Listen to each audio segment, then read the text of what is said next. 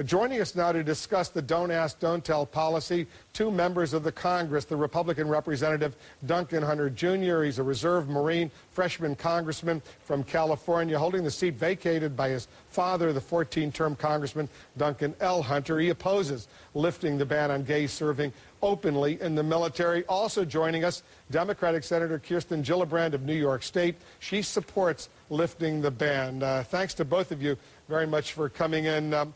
Congressman Hunter, why is it okay for the militaries in Canada, Britain, France, most of the NATO allies, Israel, to allow gays to serve openly without any serious problems there, but not okay to allow gays to serve openly in the U.S. military? Well, the main reason is we aren't Britain, France, or Canada or Israel. Their military is much smaller than ours. It's much more specialized. We have a larger military, and I think that it would be detrimental to our entire force, our cohesiveness, if we allowed homosexuals to serve openly. But the main answer is they aren't us, we aren't them. We're the world's major military, its major police force, doing things like Haiti, Iraq, and Afghanistan, and carrying the majority of the burden for most wars where we're in the right. And I think it's important that we maintain that status quo. I'll get to Senator Gillibrand in a moment, but you don't think, for example, the Israelis have military issues similar to the issues the United States faces? Yeah, but the Israelis have mandatory service. So you have to go into the military in Israel. We have an all-volunteer force. But do they have a problem as far as unit cohesion because they allow gays to serve openly? No, I don't know what, but they don't have a choice because it's all volunteer. It isn't volunteer like ours is. They have mandatory service. So in Israel, it doesn't matter if you like it or not, whereas here, the recruiters are going to say, hey, it's hurting the recruiting because we don't have as many kids who want to join because they've allowed homosexuals to serve openly. Israel doesn't have that. You are actually forced to join the military in Israel, two totally different situations. All right, well, let's let Senator Gillibrand respond to that. Go ahead, Senator. Well, in answer to your question, Admiral Mullen testified today that he has talked to the commanding officers of these other services for other countries, and in fact, they've said they've experienced no undermining of morale or no less unit cohesion. And he brought out the point that I thought was very important, that we serve with these militaries, not only in Iraq, but in Afghanistan, and our men and women serve with their men and women, and there's no problem in our ability to serve effectively. You want to respond to that, Congressman? Sure, Wolf. To her last point, I was in Afghanistan serving with NATO for 6-7 months. Didn't run into any open homosexual men or women with the Brits, Canadians, Germans, French, the other people that I served with over there. So it isn't like there's a bunch of open homosexuals serving all over with Americans. On the other point, Admiral Mullins and Secretary Gates are both political appointees. They're going to be biased. They're going to say what the administration wants them to say. What I want to talk to is the Marine Corps Commandant. I want to talk to General Casey in the Army. I want to see what the military leaders, the actual service leaders, have to say on this, because I think they'll have a much different take than the political appointees. Let me just hesitate for a second, Congressman Hunter. Secretary Gates, certainly a political appointee named by the President, confirmed by the Senate.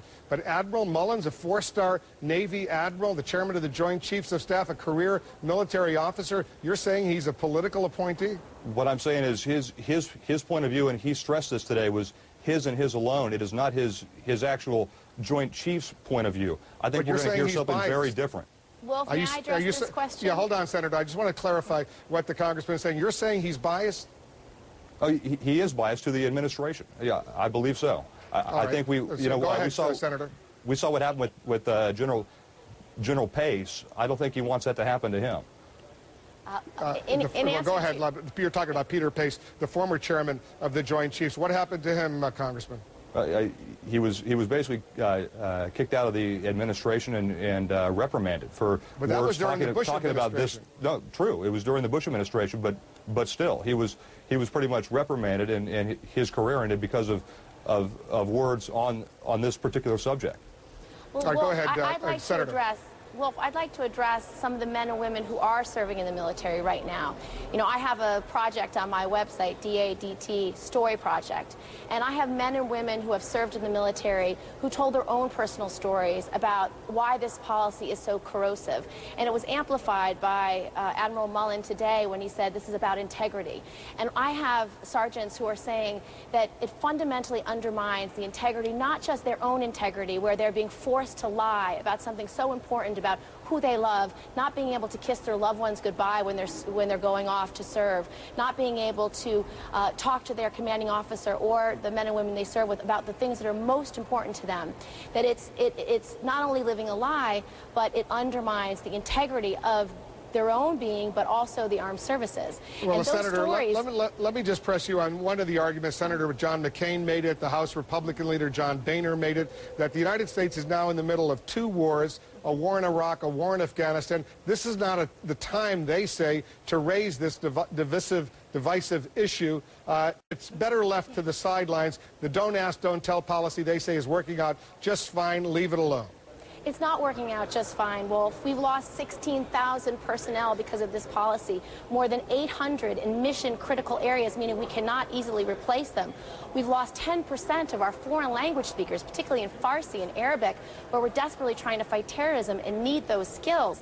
This has cost the military over $300 million in recruitment and replacement costs. We need all of our best and brightest serving now with all of these skills, with all of this training. And so I would challenge you now, when we have two wars, great recruitment needs, and fighting terrorism on every front, we need all of our best and brightest in place. And we should not lose another soldier, another airman, another Marine, another naval officer. We just cannot afford to lose some of these men and women. If I may, Wolf, since 1999, over 1.96 million people have been discharged. 1/2% of those have been discharged because of homosexual conduct. I was in the military, the Marine Corps, for 3 tours. It's going to hurt unit cohesion if we take this issue and we press this as a social experiment on the military right now when we have 2 big wars going on. Congressman Duncan Hunter, unfortunately, we're out of time, but I'd love to have both of you back to continue this debate, because obviously it's not going away. If you have a 10-second comment, Senator, go ahead. Well, I just want to thank Duncan for his service and his commitment and his sacrifices for our military. I served with your father in the Armed Services Committee on the House side, and so I'm greatly appreciative of your service. And we're going to have Senator Gillibrand back. You got a hot political race coming up this year. We'll talk politics the next time you're here as well, but a good, important discussion on a major issue facing the United States military right now. Thanks to both of you for coming in. Thanks, Wolf. Thank you.